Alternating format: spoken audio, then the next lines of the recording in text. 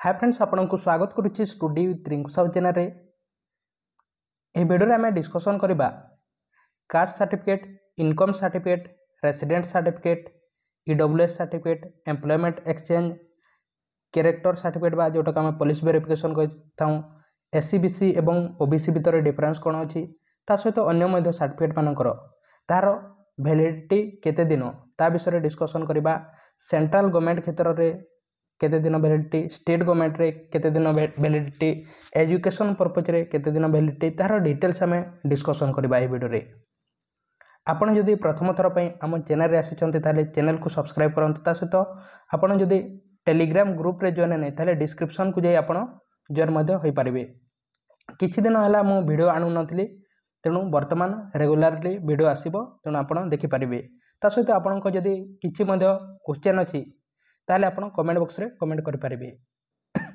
एवं एही समस्त सर्टिफिकेट को आपण को थारु तयारी करि परिबे ई डिस्ट्रिक्ट, यह होछि यार ऑफिशियल वेबसाइट ई डिस्ट्रिक्ट ओडिशा बा ई डिस्ट्रिक्ट वेबसाइट रो आपण याकू अप्लाई करि परिबे।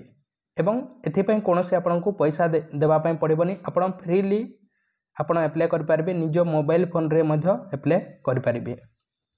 तेणु डिस्कशन करबा ओडिशा गवर्नमेंट द्वारा गोटे नोटिफिकेशन आसीथिला बा गोटे नोटिस आसीथिला।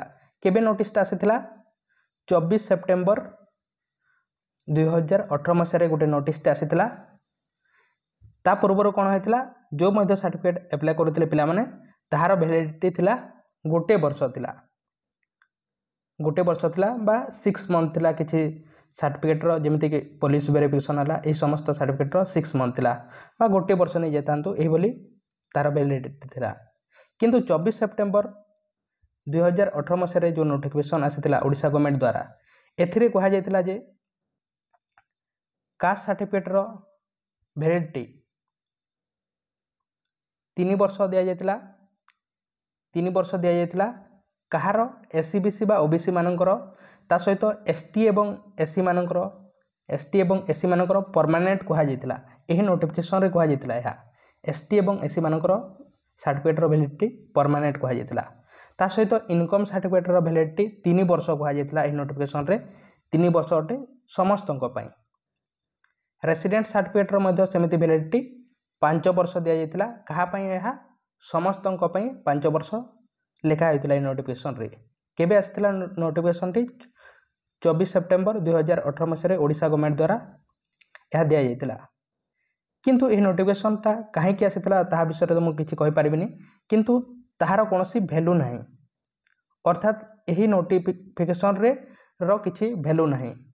आपण जेतेबेले मध्ये कोनोसी जॉब पय अप्लाई करिवे सेठारे मागुथिबो 1 ईयर भितर दियंतु बा रिसेंटली दियंतु, 6 मंथ भितर होइतिबा ए बोली दियंतु, एही बोली मागुछि माने एही नोटिस रो कोनोसी वैल्यू नाही।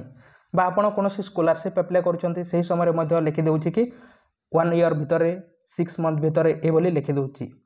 जदि एही नोटिस रो जदि किछि वैल्यू थांता ताहले ए बोली लेखु न थांता बा गवर्नमेंट मागी न थांता। एवं एही नोटिस ता मध्ये ओडिशा गवर्नमेंट द्वारा ही दिया जायतिला।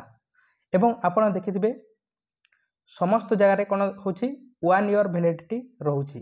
तेणु आपण एही नोटिस को आपण ता विषय विश्वास न करके आपण कोन करिवे गोटे वर्ष भितर जो मध्ये सर्टिफिकेट अप्लाई करूछंती जेमिति कि नै जानतु कास्ट सर्टिफिकेट रो वैलिडिटी होछि गोटे वर्ष।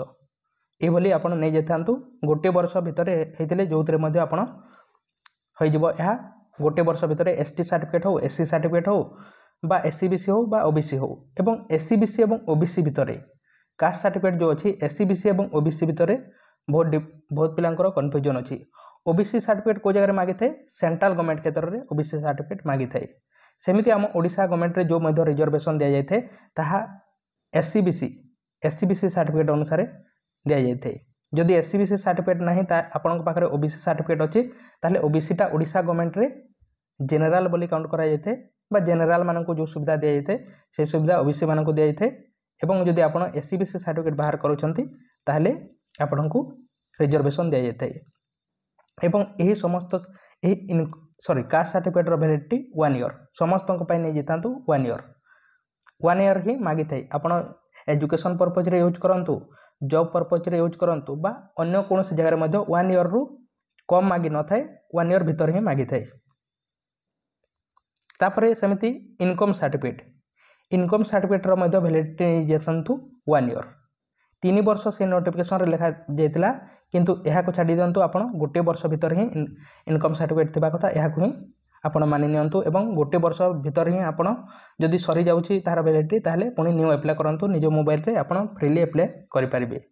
सेमिति रेसिडेंट सर्टिफिकेट रे मध्य सेमिति कोन लिखा जाइतिला सेथिरे लिखा जाइतिला से नोटिफिकेशन जो 24 सेप्टेम्बर 2018 मसिया रे थिला सेथिरे 5 वर्ष दे जाइतिला तेनु एहा को छाडंतु आपण गोटे वर्ष नै जानतु एवं रेसिडेंट सर्टिफिकेट रो वैलिडिटी मध्य गोटे वर्ष भाबिके आपण एतिकी भितर आपण को नै जानतु एतिकी वैलिड तापर जदि अधिक टाइम हो जाउची ताले आपण न्यू अप्लाई करंतु नहले आपण को किछि प्रॉब्लम होई पारे। सेमिति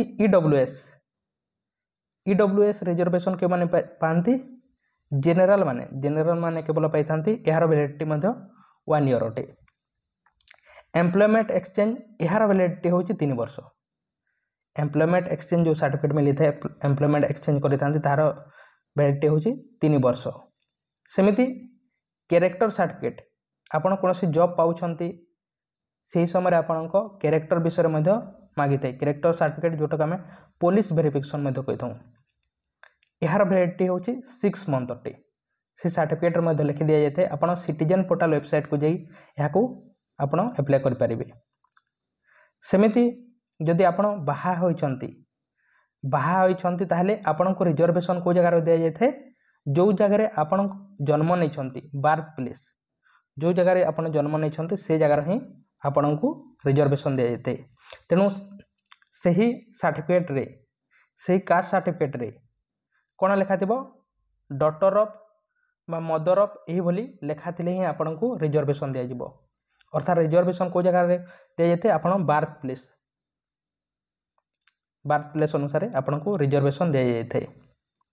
सेमिति सेत्रारे जदि हस्बैंड ऑफ बा वाइफ ऑफ एही भली लिखा जाउची सही कास्ट सर्टिफिकेट रे ताहले आपण को रिजर्वेशन दिया जिवो नाही।